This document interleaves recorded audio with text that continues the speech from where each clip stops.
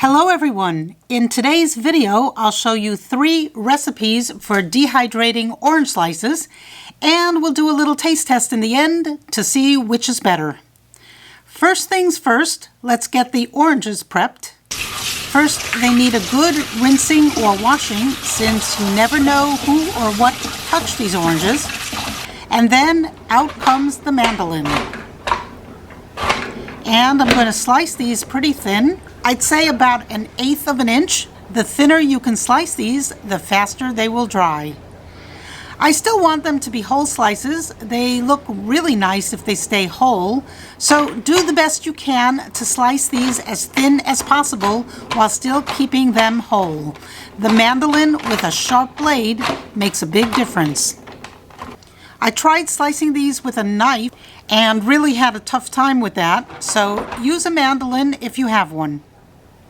If you don't, then you'll just have to use a knife. And here you can see a nice bowl of oranges. Don't they look amazing? I took this book out of the library. It's called Dried and True by Sarah Dickerman. Cute title. So I thought maybe there'd be some interesting recipes in it. And there were. And I found this one for orange chips, which calls for 4 navel oranges, 2 teaspoons of olive oil, and 1/8 of a teaspoon of sea salt. The instructions say to slice the oranges as thinly as possible and then toss with olive oil and salt before setting them in the dehydrator. So I decided to dehydrate my orange slices 3 ways. First, plain, nothing added. Second, with some olive oil and sea salt following the recipe in the book. And third, with plain sugar. So 3 ways, plain, with oil, and sugar. And which of these 3 ways do you think came out the best? That's probably a matter of taste, which we will get to at the end of this video. I started by laying out a tray with just plain orange slices, and in those go.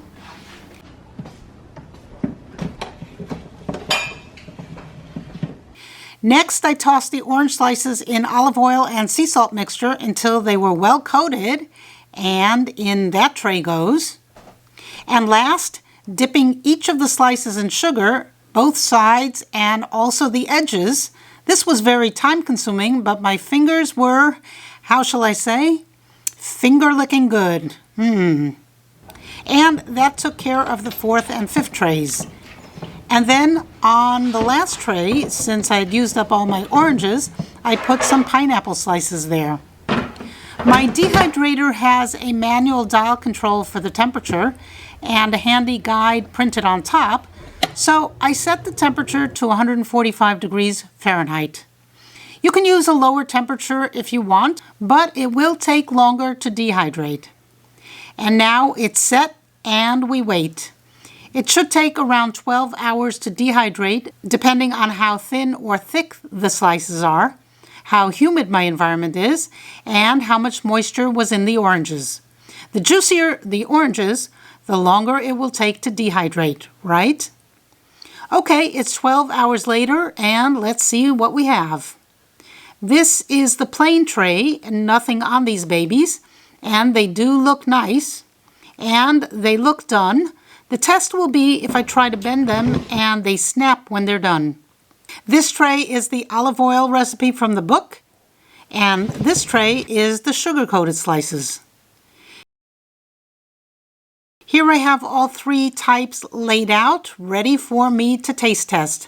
On the left is the plain, in the middle the olive oil, and on the right the sugar-coated slices. Okay, let's start with the plain.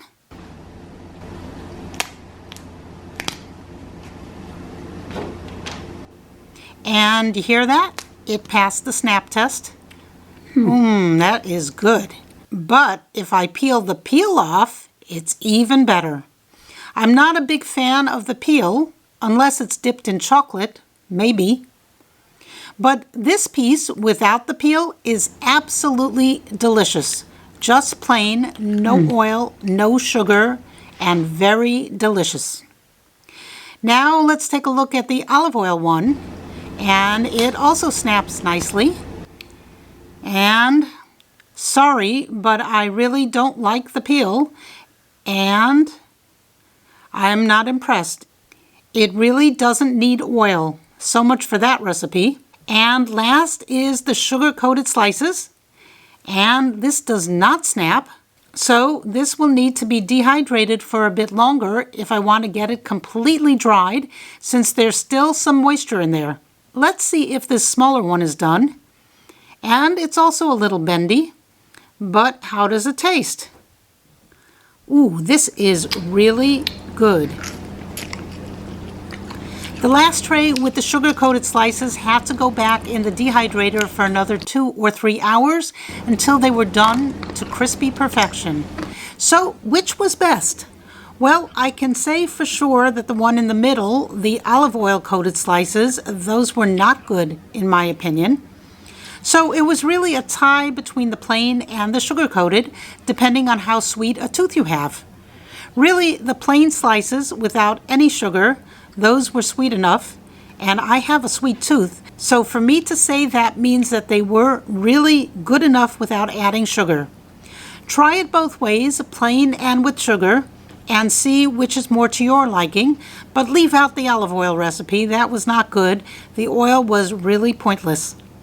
I think you'll find the plain is sweet enough, especially if the oranges are nice and sweet to begin with. And that was definitely fun, but sadly, those orange chips got eaten up way too quickly.